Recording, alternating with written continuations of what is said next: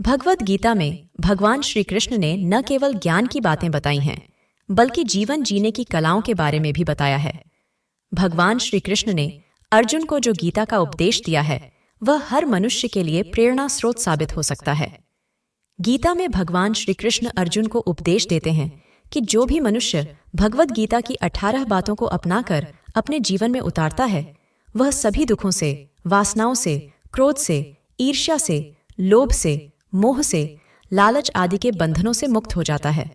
आगे जानते हैं भगवद गीता की 18 ज्ञान की बातें। 1. आनंद मनुष्य के भीतर ही निवास करता है, परंतु मनुष्य उसे स्त्री में, घर में और बाहरी सुखों में खोज रहा है। 2.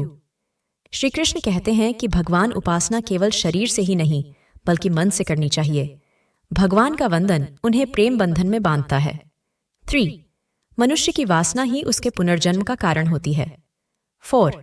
इंद्रियों के अधीन होने से मनुष्य के जीवन में विकार और परेशानियां आती है।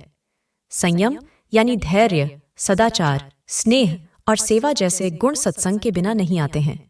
श्री कृष्ण कहते हैं कि मनुष्य को वस्त्र बदलने की आवश्यकता नहीं है, आवश्यकता हृदय परिवर्तन की है। जवानी में जिसने ज्यादा पाप किए हैं, उसे बुढ़ापे में नींद नहीं आती। भगवान ने जिसे संपत्ति दी है, उसे गाय अवश्य रखनी चाहिए।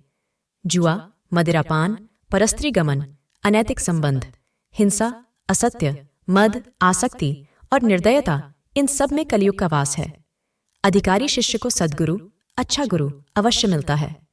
श्री कृष्ण कहते हैं कि मनुष्य को अपने मन को बार बार समझाना चाहिए कि ईश्वर के सिवाय उसका कोई नहीं है।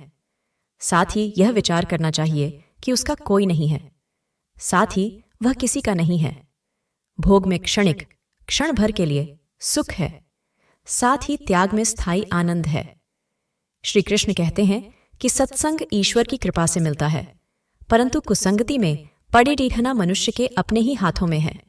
लोभ और ममता, किसी से अधिक लगाव, पाप के माता पिता हैं। साथ ही लोभ पाप का बाप है। श्री कृष्ण कहते हैं कि स्त्री का धर्म है कि रोज तुलसी और पार्वती का पूजन करें।